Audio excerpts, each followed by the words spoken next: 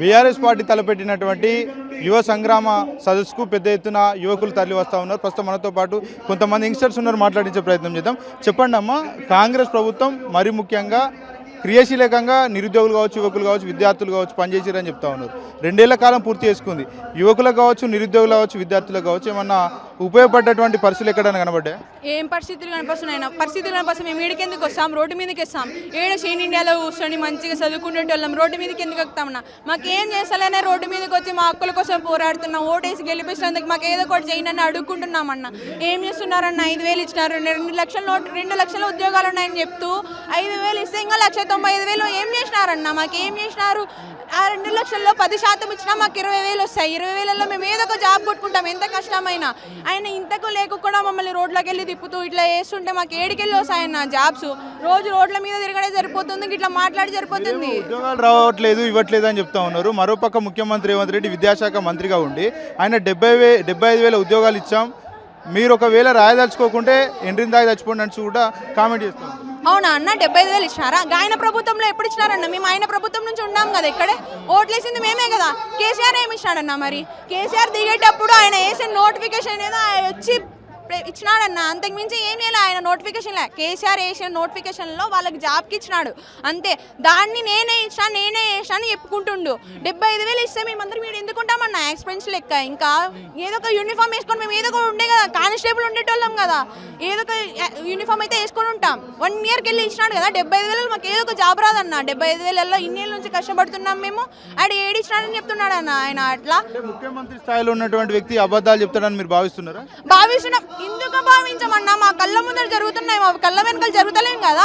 మేము చదువుకున్నాం కదన్నా, మాకు తెలియదా సొసైటీ ఏంది ఇదంతా? మా చేతిలో ఫోన్ ఉందన్న, ఏం తెలియదా? ఎవరు ఏం నిజాలు మాట్లాడుతున్నారు, ఏం చేస్తున్నారు మాకు తెలియదా అన్న? ఇప్పుడు నోటిఫికేషన్ వస్తే మేము అప్లై చేసుకునే గిడికెళ్ళే కదన్నా, మాకు నోటిఫికేషన్ రావన్నా. నోటిఫికేషన్ వస్తుంది అనేసి 70,000 ఇస్తే మేము 70,000 ఇచ్చినప్పుడు ఏం చేస్తుంటామన్నా?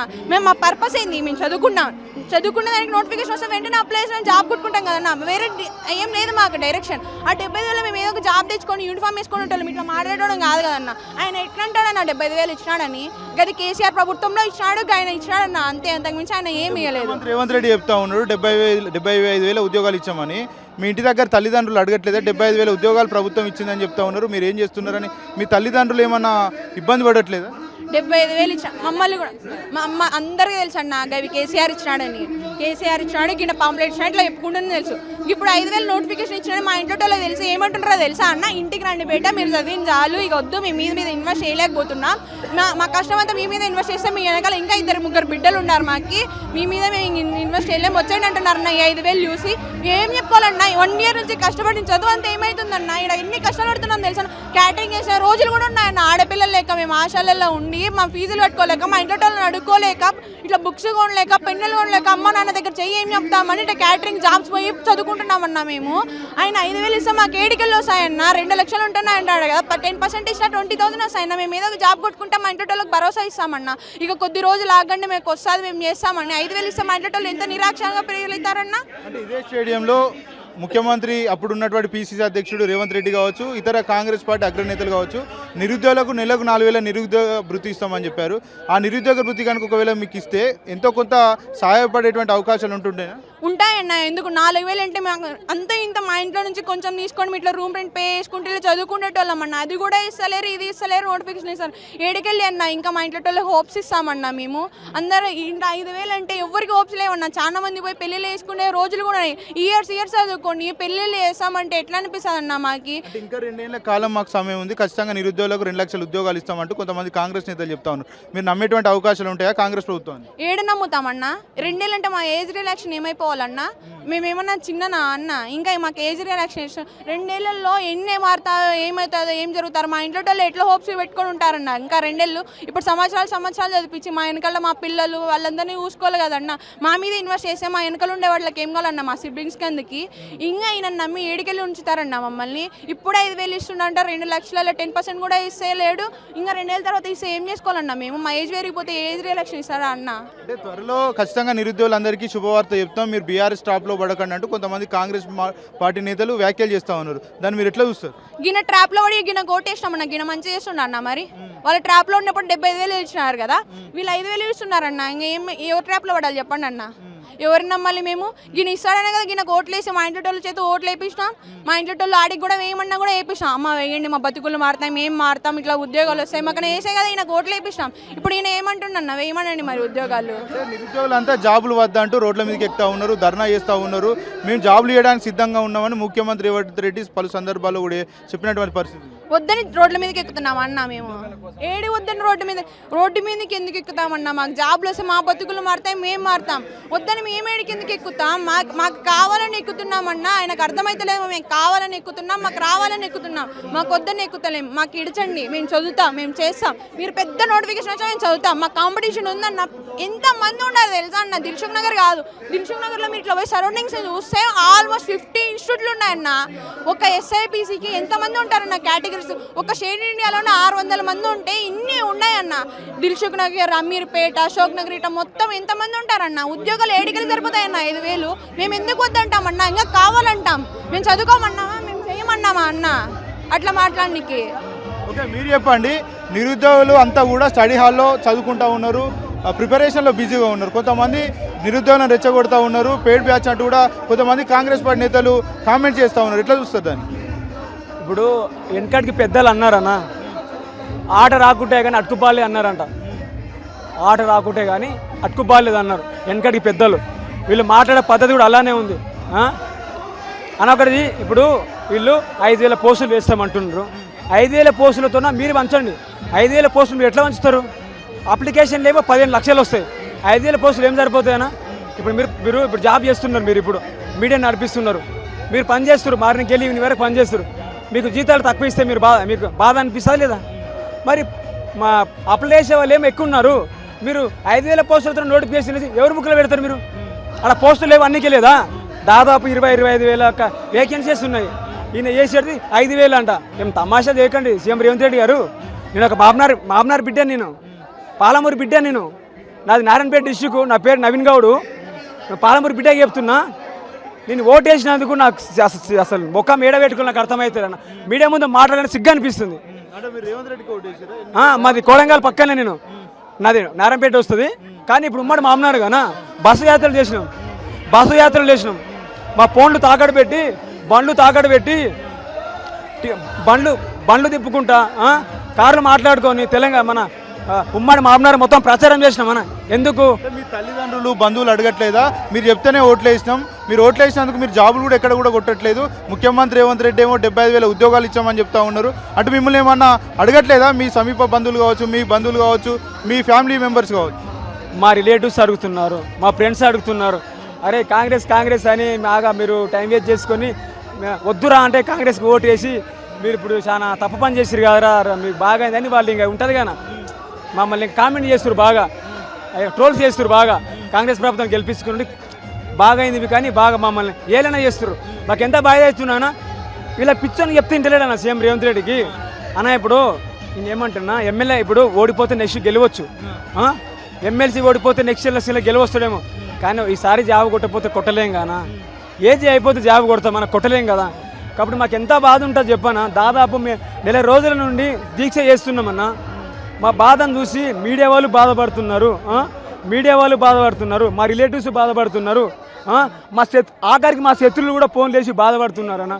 అటువంటి అంత పెద్ద సీఎం స్థాయిలో ఉండి సీఎం రేవంత్ రెడ్డి గారు మా బాధ మీకు అర్థం కావట్లేదా సార్? మేము ఏం తప్పు చేసినాం సార్? మేము పాకిస్తాన్ వాళ్ళం అయితే కాదు కదా, టెర్రరిస్టులం అయితే కాదు కదా. మీకు ఓటేసి ప్రచారం చేసి ఓట్లేసి గెలిపించిన వాళ్ళమే కదా. అంటే మాకు ఓట్లేసి గెలిపించుకున్నందుకు మాకు ఇట్లా పెడతారా, బాధ పెడతారా? కాబట్టి మళ్ళీ ఒకసారి చెప్తున్నా, మీరు ఇచ్చినప్పుడు 7,000తో ఇస్తామంటారు కదా. ఒక ప్రెస్ నోట్ రిలీజ్ చేసారు అన్న, వెంటనే ప్రెస్ నోట్లు రిటర్న్ చేసుకోవాలి, క్యాన్సిల్ చేసి 19,000 కొద్దిగా లేట్ అయినా పర్లేదు. ఇప్పుడు బడ్జెట్ లేదు అంటున్నారు కదా, కొద్దిగా లేట్ అయినా పర్లేదు, డిసెంబర్ అయినా పర్లేదు. నిన్న కూడా కేబినెట్ మీటింగ్ జరిగింది కదా, దాంట్లో ఏదన్నా నోటిఫికేషన్లు ఇస్తారని చాలా వరకు మీరు ఆసక్తిగా వెయిట్ చేసినటువంటి పరిస్థితి, తీరా చూస్తే నిరాశ మిగిలినటువంటి పరిస్థితి. ఏం చెప్పదలుచుకున్నారు విషయం? ఇలా కేబినెట్ మీటింగ్ అంటే ఎవరికి ఆసక్తి లేదు. ఇవి అంటే ఉట్టిదైంది అంతా. మన ఒక గ్రామంలాగా అయింది, సర్పంచ్ పాలనలాగా అయింది. వీళ్ళు క్యాబినెట్ మీటింగ్ అంటే వీళ్ళు నమ్మకం లేదు, అసలు చూసేవాళ్ళు లేరు. సీఎం రేవంత్ రెడ్డి సభ పెడుతున్నట్టే వచ్చేవాళ్ళు లేరు. అంతా బూడిది, ఓగుల మన్ను. చెప్తున్నా కదా, మీ నుంచి బూడిది కూడా కాదే, మీకు ఏం శాత కాదు. మీ చరిత్ర మాకు తెలియదా? 70 సంవత్సరాల మీరేం చేసినా నాకు అర్థం కాదు. రాహుల్ గాంధీ 70 సంవత్సరాల్లో చేయని పరిపాలనను 15 సంవత్సరాలు చేసి చూపించుండు కేసీఆర్. నేను బీఆర్ఎస్ పార్టీ కాదు, ఒక స్టూడెంట్స్ ఎస్ఐ కానిస్టేబుల్ ప్రిపేర్ అవుతున్న స్టూడెంట్స్ చెప్తున్నా, మంచి చేస్తే మంచి మాట్లాడతా, చెడు చేసి చెడు మాట్లాడతా. రాజ్యాంగం ప్రకారం మనకి ఇచ్చిన హక్కు ఏంటంటే ఎవరినైనా కానీ మంచి చేస్తే పొగిడే హక్కు ఏ విధంగా అవుతుంటుందో విమర్శించే హక్కు కూడా అదే విధంగా ఉంది. రాజకీయ నాయకులు అంటే హామీలు ఇవ్వడం సహజమే. మీరు ఎందుకు రేవంత్ రెడ్డి ఆ రోజు హామీలు ఇస్తే నమ్మిరు, అంత పెద్ద ఎత్తున ప్రచారం చేశారు, ప్రభుత్వంలోకి ఎందుకు తీసుకొని వచ్చారు కాంగ్రెస్ పార్టీ? ఇప్పుడు ఓకే, మీరు అన్నట్టు ఏ రాజకీయ పార్టీ అయినా కానీ హామీలు ఇచ్చిన అన్ని హామీలు అమలు చేయలేరు. వీళ్ళు ఒక్కటి కూడా అమలు చేయలేరు. ఒక ఫ్రీ బాస్ ఒకటి పెట్టారు. ఆ ఫ్రీ బాస్ ఎవరికి పనికి వస్తుందన్నా? మీ ఏం కోడిది అని చెప్తున్నా కదా. కాంగ్రెస్ ఎమ్మెల్యేలు కానీ ఎంపీలు కానీ ఎమ్మెల్సీలు కానీ వీళ్ళకి ఎందరికి జీరో నాలెడ్జ్ అన్న. మీరు చెప్పండి, నాకు అడుగుతా, ఫ్రీ బాస్ ఎవరికి అవసరం వస్తుందన్న? మేము పెట్టమని చెప్పినామా? వీళ్ళ ప్లాన్ ఏంటంటే లేడీస్ ఎక్కువ స్ట్రెంత్ ఉంటారు కదా, సెంటిమెంటల్గా ఫ్రీ బాస్ పెడితే ఓట్లు వేస్తారు అనుకున్నారు. పిచ్చి ప్రభుత్వము, పిచ్చోళ్ళారా నేను చెప్తున్నా కదా. ఫ్రీ బాస్ పెట్టి అది కావాల్సింది మన ఎకానమీని డెవలప్ చేసుకోవాలి, నిరుద్యోగ సమస్యలు రాకుండా చూసుకోవాలి. అంతేగాని ఫ్రీ బస్సులు, లారీలు, డీసీఎంలు ఫ్రీ పెడితే కాదు. టెక్నికల్గా ఆలోచించండి. జనరేషన్ ఎరుగుతారా, టెక్నికల్గా ఆలోచించండి. మీరు రాహుల్ గాంధీ దేశం మొత్తం రాజ్యాంగాన్ని పట్టుకొని తిరుగుతూ ఉన్నాడు. రాజ్యాంగాన్ని కాంగ్రెస్ పార్టీ మాత్రమే కాపాడుతుందంటూ వ్యాఖ్యలు చేస్తూ ఉన్నాడు. తెలంగాణ రాష్ట్రంలో గత కొన్ని రోజులుగా నిరుద్యోగులు తీవ్ర ఇబ్బందులు పడుతూ ఉన్నారు. బయటికి వెళ్తే కూడా వెళ్ళలేనటువంటి పరిస్థితి కూడా కనబడుతూ ఉంది. ఎక్కడికక్కడ ఏదైతే విద్యార్థులను కావచ్చు, నిరుద్యోగులను కావచ్చు నిర్బంధిస్తున్నటువంటి తీరును కూడా మనం చూస్తూనే ఉన్నాం. ఏం చెప్పదలుచుకున్నాం? ఈ ప్రపంచంలో చెత్త ప్రభుత్వం, మొండి ప్రభుత్వం, గలీజ్ ప్రభుత్వం కాంగ్రెస్ ప్రభుత్వం. చెత్త నాయకుడు ఈ ప్రపంచంలో ఒక చెత్త క్యాండిడేట్ ఎవరైనా ఉన్నారంటే ఒక నేషనల్ పార్టీ వైజ్గా చూసుకుంటే రాహుల్ గాంధీ. పిచ్చోడు, చానంటే పిచ్చోడు. ఇప్పుడు రమ్మని చెప్పండి, తెలిసిన వాళ్ళకి రమ్మని చెప్పండి, చెప్పులు తీసుకొని కొడతారు. మీరు ఎన్ని స్టేట్లు ఉన్నారా? మీరు అర్థం చేసుకున్నారా? తిప్పి కొడితే దేశంలో మూడు స్టేట్లు కూడా లేరు. నెక్స్ట్ వచ్చే ఎలక్షన్లో మీరు ఒక్క స్టేట్ అధికారం రారు. రేవంత్ రెడ్డి లాంటి ముఖ్యమంత్రులు రాష్ట్రాల్లో కాంగ్రెస్ పార్టీలో ఉంటే రాహుల్ గాంధీ ప్రధానమంత్రి అయ్యేటువంటి అవకాశాలు ఉంటాయంటారు? అబ్దుల్ కలాం కళలు కనమన్నారు కానీ కథలు లేడు, అంతే కదనా. ఇది కళలు కనడం అంతే, ఆ కళ సాకారం కాదు. ఫస్ట్ దేశం కాడికి ఎందుకు అవుతావు? అప్పుడు పీకిడా ఫస్ట్ తెలంగాణలో CM Revanth Reddy first Telangana develop చేయి, దేశం తర్వాత విషయం. నువ్వు కాలు మీనికి నెత్తి కిందకి వేస్తే కూడా రాహుల్ గాంధీ ప్రధానమంత్రి కాలేడు. నువ్వు నెక్స్ట్ ఎలక్షన్లో మీకు కాంగ్రెస్ ప్రభుత్వానికి 10 సీట్లు రావు. కోడంగాల్లో నువ్వు ఓడిపోతున్నావు. రాసి పెట్టుకో. నువ్వు కాపీ మీద రాసి పెట్టుకుంటావా, గుండెల మీద రాసి పెట్టుకో. సీఎం రేవంత్ రెడ్డి గారు ఖబర్దార్ గుర్తుపెట్టుకోండి. నెక్స్ట్ కాంగ్రెస్ ప్రభుత్వం వస్తే నేను గుండు గీసుకుంటా, గుర్తుపెట్టుకోండి, రాసి పెట్టుకోండి. నెక్స్ట్ కాంగ్రెస్ ప్రభుత్వం వస్తే నేను గుండు గీసుకుంటా. ఖబర్దార్ సీఎం రేవంత్ రెడ్డి గారు. ఒక పాలమూరు బిడ్డకి చెప్తున్నా, నాకు బాధ అవుతుంది. నేనేమో బీఆర్ఎస్ వాడిని కాదు, బీఆర్ఎస్ సభకు వచ్చినంత మాత్రాన నేను బీఆర్ఎస్ పార్టీ కాదు, నేను ఒక కాంగ్రెస్ కార్యకర్తగా చెప్తున్నా. నేను లాస్ట్ టైం కాంగ్రెస్ సపోర్ట్ చేసిన, మన పని అయిపోయింది. నెక్స్ట్ మేమన్నా పని ఉంటే చూసుకోండి. 2 సంవత్సరాల ఎలక్షన్లు ఉన్నాయి, పూర్లు చేసుకుంటారా, బడ్జెట్ చేసుకుంటారా, చేసుకో సీఎం రేవంత్ రెడ్డి గారు. పని అయిపోయింది. 0 100% ఏం చేయాలంటే 0. మామూలు కొంతమందికి 40-50 ఇస్తాం కానీ 0% అటర్ ఫ్లాపు. నేను ఒక మాట అడుగుతా సీఎం రేవంత్ రెడ్డి గారు, 5,000 కానిస్టేబుల్ పోస్టులు అంటున్నాం. మరి అప్లికేషన్లు ఏమో 15 లక్షలు ఉన్నాయి, మీరు 5,000 ఏ విధంగా ఇస్తున్నారు? మరి ఇప్పుడు మీరు రాజీనామా చేసి 10 పంచుకుంటూ ఉండి ఎలక్షన్లకు. ఇప్పుడు మొన్న ఏమంటే 5 రాష్ట్రాల ఎన్నికలు జరిగినాయి కదా, అస్సాం కానీ, పుదుచ్చేరి కానీ, పశ్చిమ బెంగాల్ కానీ విడతల వారీగా పెట్టిరు కదా. వాళ్ళకు ఏమంటే అసెంబ్లీ స్థానాలు ఎక్కువ ఉన్నాయి కాబట్టి విడతల వారీగా పెట్టిండ్రు. ఓకే, నీవు కూడా 119 స్థానాలు ఉన్నాయి కదా, 119 స్థానాలలో ఒక 50 స్థానాలు ఏమో ఎన్నికలు, ఒక 50 స్థానాలు ఎన్నికలు ఏంటంటే 2 ఫస్ట్ ఏం చేయంటే 119 ఏమంటే అసెంబ్లీ స్థానాలు ఉన్నాయి కదా, అందులో ఒక 50 అసెంబ్లీ స్థానాలు ఇప్పుడు పెట్టు. ఒక 2 ఇయర్స్ తర్వాత మళ్ళీ మిగతా పెడతావు. అట్లా పెట్టావు కదా. ఇప్పటికిప్పుడు ఎన్నికలు పెట్టినా కూడా 117 స్థానాల్లో కాంగ్రెస్ పార్టీ భారీ విజయం చూస్తా అంటూ కూడా చెప్తా ఉన్నారు. సింగిల్ డిజిట్ కూడా. వీళ్ళకు నోరు ధరిస్తే అబద్ధాలు. వీళ్ళ మాటలు కుక్కలు కూడా దేకాయి, చెప్తున్నా కదా. ఇలా మాటలు ఎవరు నమ్మరు? చిన్న ఎల్కేజీ పిల్లగాడి నుండి పెద్ద ఎవరు మళ్ళీ తాత వాళ్ళు ఉంటారు కదా, వాళ్ళ వారికి అసలు ఎవరు నమ్మరు, ఎవరు నమ్ముతలే అన్న. నేను చెప్తున్నా, నేను మొన్న విలేజ్కి వెళ్ళినా, అది మామన్నారు కదా. మీకు కోసికి ఐడియా ఉందా? కోసికి మున్సిపాలిటీ అయింది. మేము హైదరాబాద్కి వెళ్ళి కోసికి పోయినాము. కోసికి నుండి మా ఊరికి వెళ్తున్నాం, మద్దూరికి వెళ్తున్నాము. ఆడ ఏమైందని అంటే చెప్తున్న ఇష్యూ ఇది ఇంపార్టెంట్, మీది కనబడలే. అందుట్లో బస్సులో ఒక దగ్గర ఒక 80 మంది ఉంటారు. 80 మంది ఉంటారు. అందుట్లో ఒక్కరు కూడా కాంగ్రెస్ వెళ్ళారు. అసలు మొత్తం బీఆర్ఎస్ రావాలి, బీఆర్ఎస్ రావాలి. కాంగ్రెస్ ప్రభుత్వం మొత్తం అడ్రప్లాప్ అయిందని చెప్పులు చెప్తున్నారు. గొడవలు బస్సులో గొడవ పడుతున్నారు, సిక్కెలు పట్టుకున్నారు. కాంగ్రెస్ ప్రభుత్వం పోవాలి అని. కోస్గిలా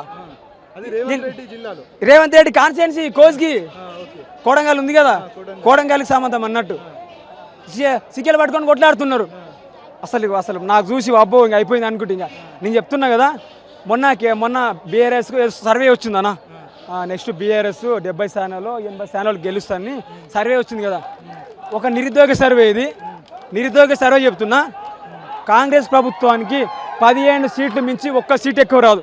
117 కాదు, 15 సీట్లు గెలువు చూపించు సీఎం రేవంత్ రెడ్డి గారు.